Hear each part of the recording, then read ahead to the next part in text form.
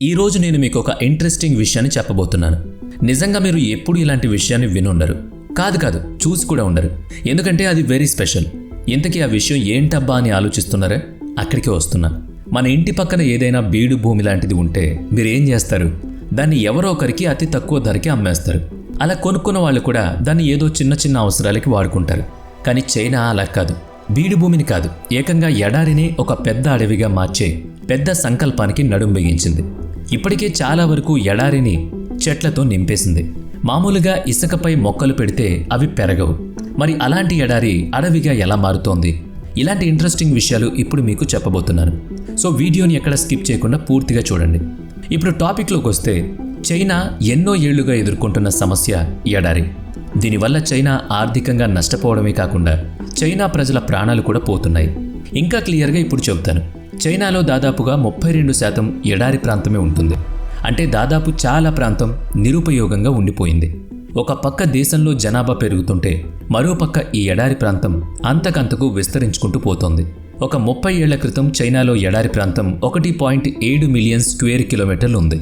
అంటే దాదాపుగా 1/5 వంతు అన్నమాట. కానీ 2015 నాటికి ఈ ఎడారి ప్రాంతం 2.62 మిలియన్ స్క్వేర్ కిలోమీటర్లకు వ్యాపించింది. అలాగే మరో 18% భూమిని డీసర్టిఫికేషన్ ప్రోన్ జోన్ డీప్లో ఉంది.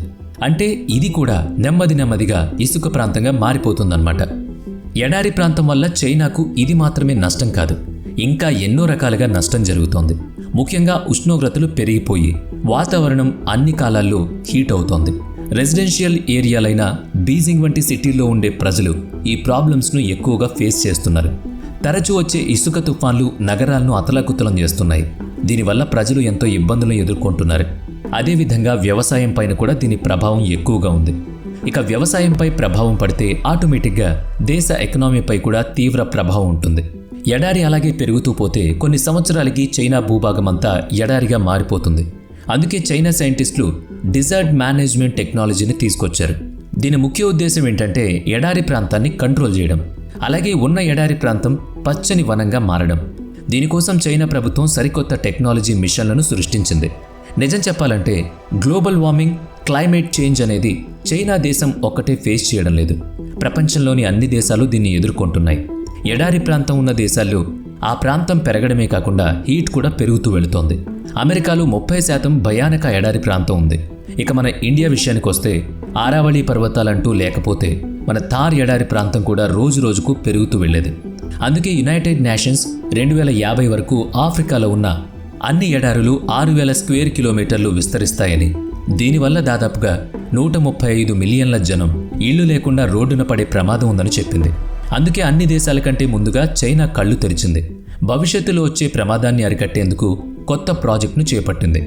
ఎడారి ప్రాంతంలో లక్షల సంఖ్యలో మొక్కలను నాటింది. మొన్నటి వరకు ఎడారిగా ఉన్న భూమి ఇప్పుడు పచ్చగా మారింది. దీనికి 1 సంవత్సరమో 2 సంవత్సరాలు అయిందనుకున్నారు. దాదాపుగా 40 ఏళ్లుగా చైనా ఎడారి ప్రాంతాల్లో మొక్కలు నాటే ప్రయత్నాలు చేస్తోంది. మరి ఇసుక ప్రాంతంలో మొక్కలు ఎలా బ్రతికే అనుకుంటున్నారా? ఇదే కదా మీ ప్రశ్న. దానికే ఇప్పుడు సమాధానం చెబుతున్నాను.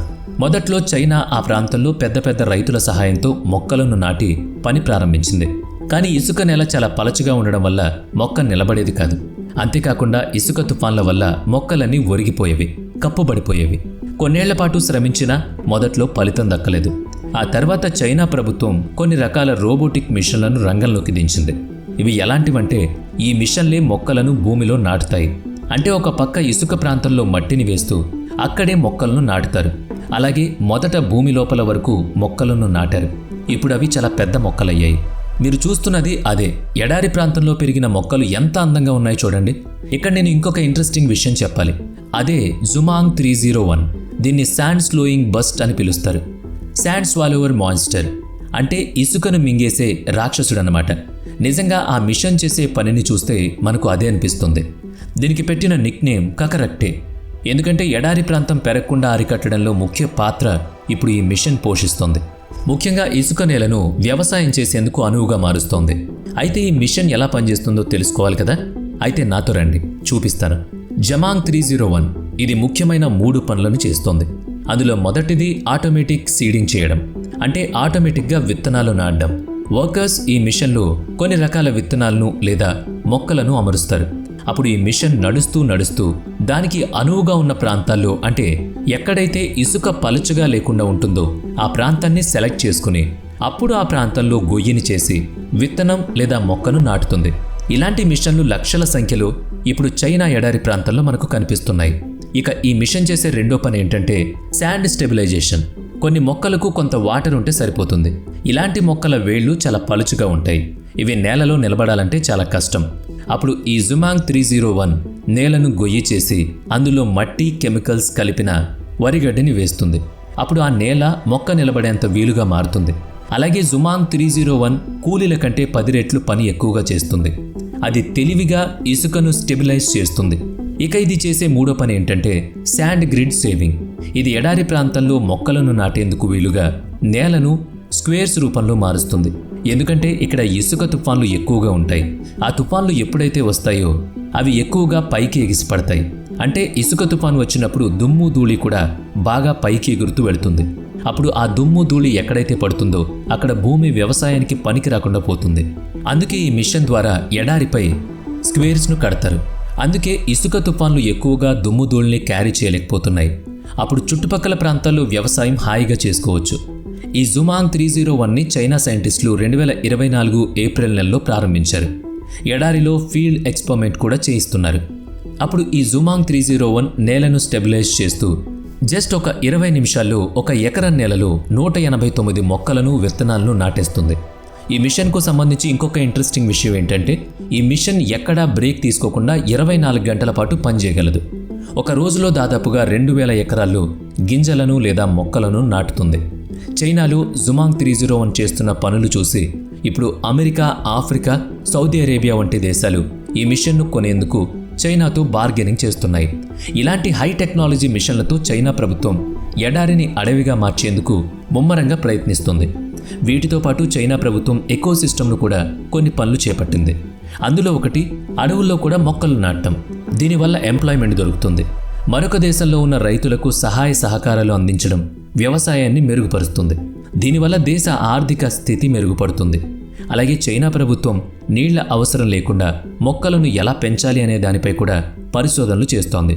దీంతోపాటు మరోవైపు పశుపాలనపై కూడా చైనా ప్రభుత్వం దృష్టి పెట్టింది. జంతువులకు, అడవులకు మధ్య మంచి సంబంధాలుంటాయి. అడవులు బాగుంటేనే జంతువులు బాగుంటాయి. అందుకే చైనా ప్రభుత్వం ఆ దేశంలో తగ్గుతున్న జంతువుల సంఖ్య పెంచేందుకు ఇతర దేశాల నుంచి కొనుగోళ్లను మొదలుపెట్టింది. ఇటీవల కుందేళ్లను ఎక్కువగా ఈ దేశం కొనుగోలు చేసి అడవుల్లో వదిలిపెట్టింది. కుందేళ్లు మొక్కల మధ్యలో పెరిగే ఎకోసిస్టమ్ను డెవలప్ చేస్తాయి. అందుకే వేల సంఖ్యలో కుందేళ్లను అడవిలోకి వదిలిపెట్టారు. ఇవన్నీ చూస్తుంటే చైనా క్లైమేట్ చేంజ్, గ్లోబల్ వార్మింగ్ను ఎంత సీరియస్గా తీసుకుందో అర్థమవుతుంది కదా. మరి దీనిపై మీ కామెంట్ ఏంటి?